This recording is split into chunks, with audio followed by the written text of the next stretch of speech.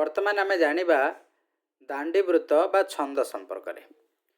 जो दांडीवृत्तटी रही आमे तो जानी सारिचे पाद क्या जाए पद क्या जाए जतिपात कौन सब जानी सारिच। बर्तमान जान दांडीवृत्त केतेबेले हम दांडीवृत्तर कौन सब चिन्ह रही।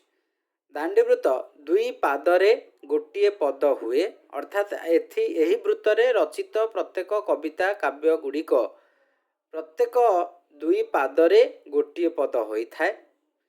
प्रत्येक पादर अक्षर संख्या अनिर्दिष्ट अर्थात दांडीवृत्तर दुई पादरे गोटे पद हुए अक्षर तार किसी निर्दिष्ट नहीं।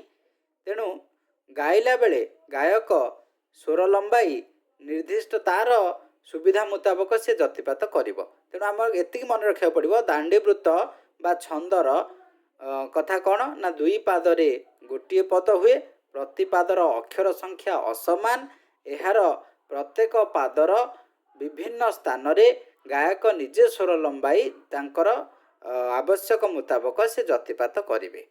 जमिति गोटे उदाहरण माध्यम आम नहीं पारिबा सारला दासंकर महाभारत बलराम दासंक दांडी रामायण चैतन्य दासंक विष्णुगर्भ पुराण यही छंदरे लिखाई। पिला परीक्षा बेले बेले पढ़ी जे सारला दासंक महाभारत क्यों छंदरे लिखा जाइछि आ बलराम दासंकर दांडी रामायण क्यों छंदरे लिखाई चैतन्य दासंक विष्णुगर्भ पुराण क्यों छंदरे लिखा जाइछि तुमने सेठी उत्तर दब यह दांडीवृत्तरे लिखाई। बा बेले बेले गोटे गोटे कवितार पद पढ़ी से पद को देखिकी तुमको वृत्त चयन करिया पड़िबो बा छंद चयन करिया पड़िबो। केमिति जेमिति हैला एथु अनंतरे गो पार्वती देवी सुण माल्यवंत पर्वते रहिले घुराण।